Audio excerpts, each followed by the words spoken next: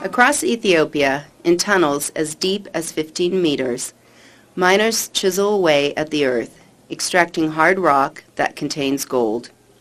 These diggers, as they are referred to, are often men.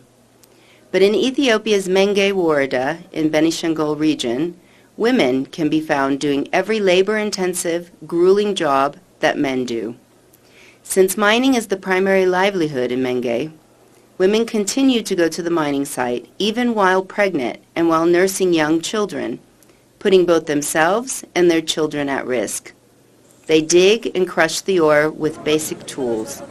They transport that ore to the crushing site and engage in selling the final product to buyers. It's exhausting, dangerous work. In other regions where ASM communities exist and are engaged in extraction of gold, gemstones, and salt, women often provide ancillary services to miners, including cooking and carrying water. These tasks make women very susceptible to the inherent risk that can be found in mining sites. Other hazards are harder to see but can be just as dangerous.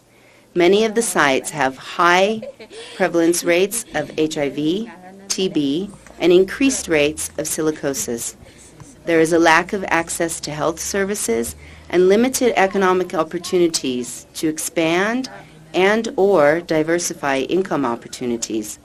This is matched by a lack of access to potable water or latrine facilities, resulting in a high risk of waterborne diseases.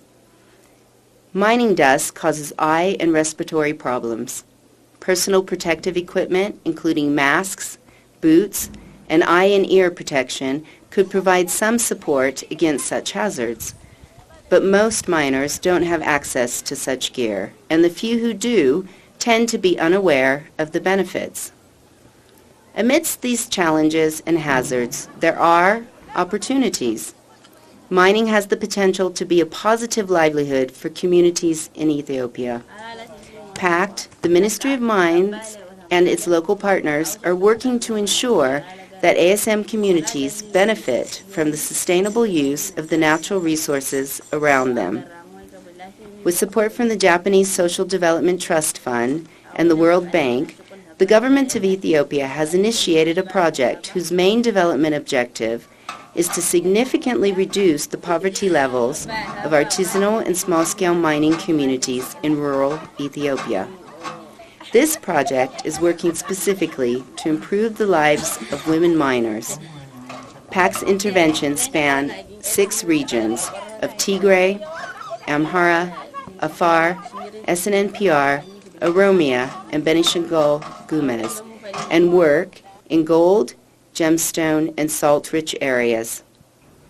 Pact provides women with mentoring and technical support in business plan development and offers trainings to women's groups on gender, water and sanitation, and health issues, whilst raising awareness with the wider community on relevant aspects from the legal framework, as well as pertinent environmental responsibilities.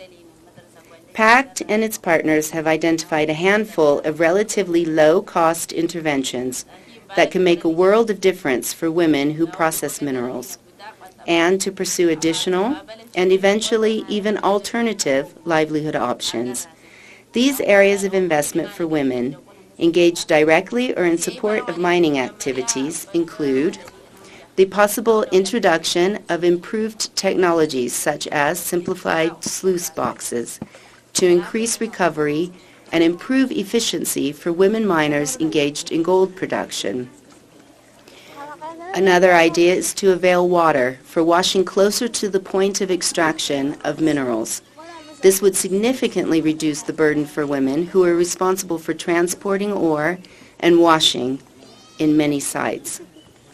Another idea is to provide rental programs for mining equipment, like water pumps, crushing machines, and manual crushing tools that could support women's strategic engagement in key areas of the value chain. Another idea is to support women-only cooperatives to enable them to strategically engage in activities only men have controlled to date across the gold value chain. This would shorten the value chain while improving efficiencies. And finally, training in lapidary and techniques to accurately assess the quality of gemstones and properly handle opals could diversify women's limited role in the current value chain for opals. In addition, training in production of low-value jewelry for tailings, called ajera, will improve efficiency of women engaged in the ajera trade. This is just the beginning. Pact, its partners, and the ministry envision a world where small-scale mining is a safe, formalized, and sustainable choice for women. With years of on-the-ground experience in mining communities across the world, Pact committed to developing integrated interventions to truly transform the lives of women miners and their families in Ethiopia.